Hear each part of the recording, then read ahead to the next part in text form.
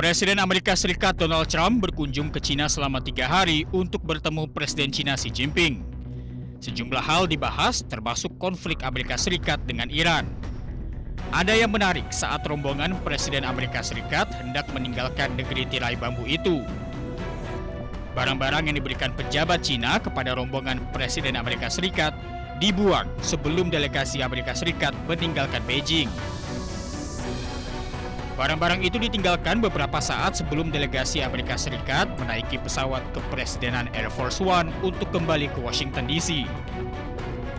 Menurut sejumlah media asing, barang-barang itu diantaranya kartu identitas, telepon genggam sekali pakai, hingga lencana delegasi. Tidak ada satupun benda dari China yang diizinkan naik pesawat demi alasan keamanan.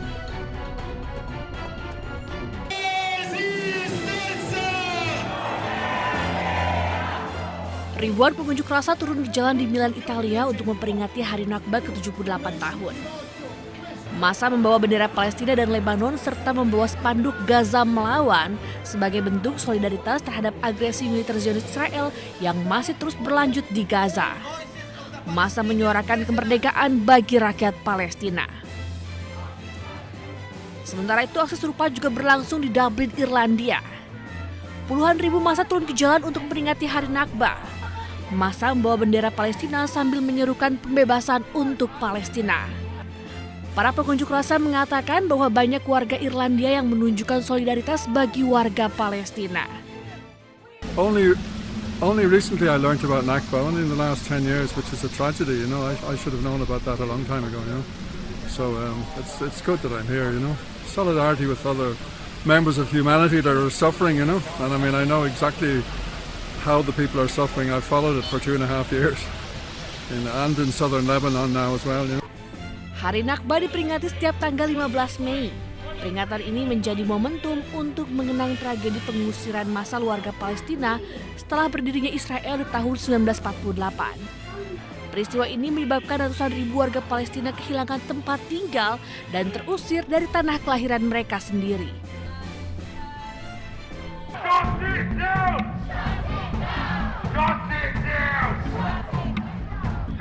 Ribuan demonstran pro-Palestina memenuhi jalanan pusat kota London dalam aksi memperingati 78 tahun Hari Nakba. Massa berbaris sambil mengibarkan bendera Palestina dan membawa berbagai poster yang menyerukan keadilan bagi warga Gaza. Dalam aksi tersebut, para demonstran menuduh pemerintah Inggris terlibat dalam dukungan terhadap operasi militer Israel di Gaza melalui hubungan politik dan penjualan senjata. So we're protesting about the British government's complexity in that, and we're just protesting about the behaviour of the Israeli government, who are continuing the war on Gaza and continuing a war in Lebanon at the same time. And of course, they're absolutely instrumental in the American attack on Iran. So for all those reasons, it's been very important that people come out today. Aksi di London ini menjadi bagian dari gelombang demonstran global yang menuntut dihentikannya perang di Gaza dan diputusnya hubungan diplomatik dengan Israel.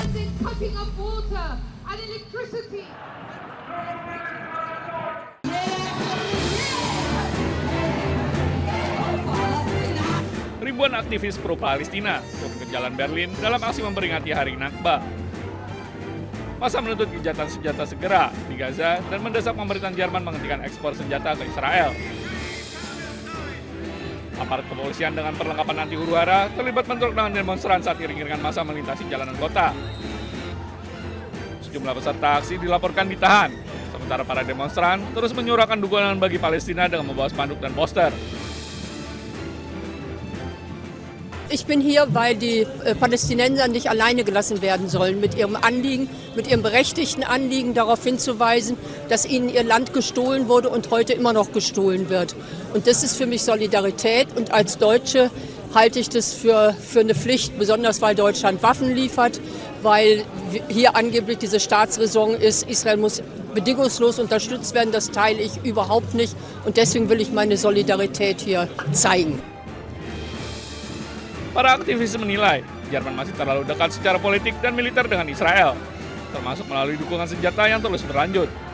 Aksi ini menegaskan meningkatnya tekanan publik di Eropa terhadap perang Gaza yang hingga kini belum menunjukkan tanda berakhir. Palestine!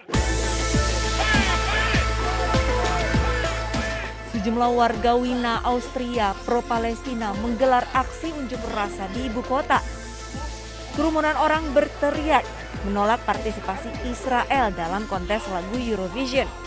Mereka menilai tidak ada tempat untuk orang yang mendukung genosida.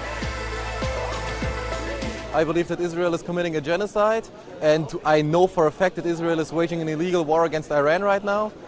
So just the same as we don't allow Russia to participate, we also shouldn't allow Israel to participate. There just should be the same standards should go for everyone. I feel ashamed for Austria, I feel ashamed for Europe as a whole, and I feel ashamed for us as a people, because I am convinced that we as Europe have the task to stand up against these things, and we should protest them in every way, shape or form, as states and as people. You have to stand up against any human rights violations and against aggressive wars by any state.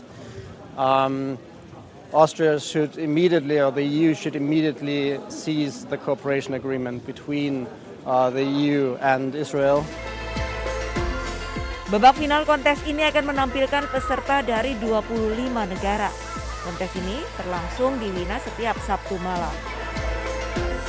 I would say it's not only singing. Everyone knows it's political, and everyone knows Israel is committing a genocide. And not only that, but all the European governments, also the Austrian government, are complicit in that genocide, justifying that genocide, and that's obviously reason enough to protest against that. Selain Austria, negara Spanyol, Irlandia, Slovenia, Belanda, dan Islandia juga memboikot kontes tersebut karena partisipasi Israel. Dan 3 stasiun televisi besar menolak menayangkan acara musik langsung yang terbesar di dunia tersebut. Mereka pun menyerukan Uni Eropa untuk menangguhkan perjanjian kerjasamanya dengan Israel. Demonstran menekankan bahwa blok tersebut harus menentang setiap pelanggaran hak asasi manusia dan perang agresif oleh negara manapun.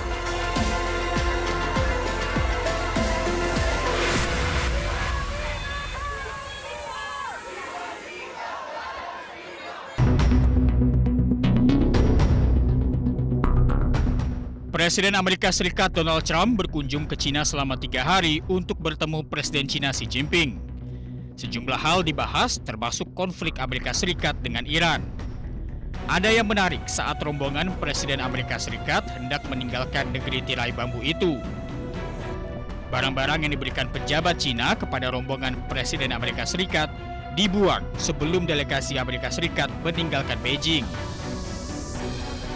Barang-barang itu ditinggalkan beberapa saat sebelum delegasi Amerika Serikat menaiki pesawat kepresidenan Air Force One untuk kembali ke Washington DC. Menurut sejumlah media asing, barang-barang itu diantaranya kartu identitas, telepon genggam sekali pakai, hingga lencana delegasi. Tidak ada satupun benda dari Cina yang diizinkan naik pesawat demi alasan keamanan.